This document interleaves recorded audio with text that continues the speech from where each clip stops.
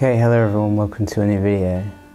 So in this one I want to talk about the obstacle of when your parents or your family or really whoever you're living with, when they oppose your decision to become vegan. I think most people have faced this obstacle at some point, but I wanted to give some practical tips on how to overcome it, and in a friendly, respectful way. I think the most important thing that I want to explain is that if you have a respectful, open-minded dialogue with your parents or whoever you're talking to, and actually make the effort to listen, then you're more likely to have success convincing them to respect your choice and to support you through that, I think. So what I'd recommend you do is, if you hear the obstacles and you hear some resistance, from a very vulnerable, open place, just have a conversation and say, let's talk this through and let's see what you're worried about. Let's see the things that are important to me and why I actually want to become vegan.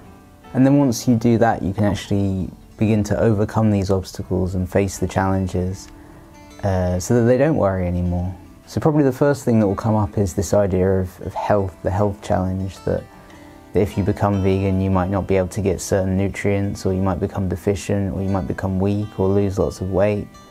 And some of these things are genuine concerns, because if you become vegan and you don't eat enough because you just eat fruits and salads, lots of raw foods and not enough things like beans and more dense foods, you can end up under eating and feeling less energy as a result of those kind of choices. So I think sometimes the parents' fears can actually give you practical advice on how you can plan your diet and plan your lifestyle in a sustainable way. So you can look into the nutrition that they're confused about and worried about.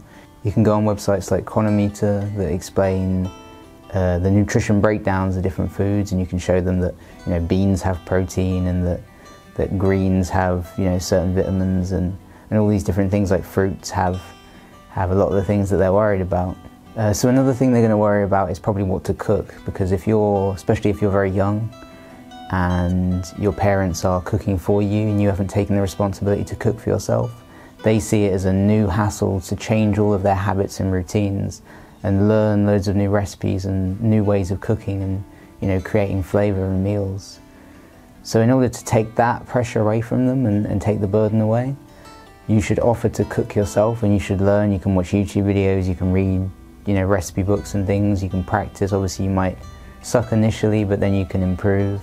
So I think you should say, well, I'll take this into my own hands, I can cook my own food and I can share some food with you, and you should be a shining light in that, and eventually they'll be inspired if you actually do end up learning how to cook through it. So the next one is the worry that it's going to be too expensive, because I think a lot of parents, especially if they're on a budget and they're trying to save money and not waste, they think that plant-based foods involve lots of fancy, expensive vegan cheeses and meats and animal product replacements and special things like nutritional yeast.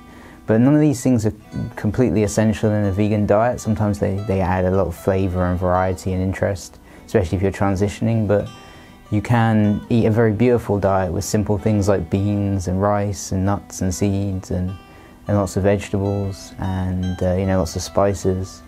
And those things are usually very cheap. Depending on the kind of things you get, you can try and find things that are in season or even discounted in supermarkets. And if you have that kind of mindset, then you can eat very cheaply, and you can overcome that obstacle quite easily if you just stop being fussy like you would normally be, and you actually overcome that to become more open-minded. And then the last thing that they're probably going to worry about is just this idea that you're getting caught up in this crazy cult that doesn't have any meaning, and that you're going to start obsessing over animal rights. And if they don't understand that animals have value and haven't thought about how the industry works and how that impacts the planet and people's health, they're going to dismiss it and not see it as important. And the way you can overcome that is with education. You can show them documentaries, you can show them articles, you can show them the footage, the YouTube videos. There's obviously lots of very respectful, reasonable YouTubers who can just explain a lot of these points. If they're worried about nutrition, you can show them vegan, plant-based bodybuilders and say, this person's getting protein. So you can slowly undo all of the programming that's in them and show them that veganism can be healthy and it can be very important. It can actually create this very beautiful change in the world, they can obviously impact the way the planet is going to be in the future. After adding this all up, I realized I had the choice every single day to save over 1,100 gallons of water, 45 pounds of grain, 30 square feet of forested land, the equivalent of 20 pounds of CO2, and one animal's life every single day.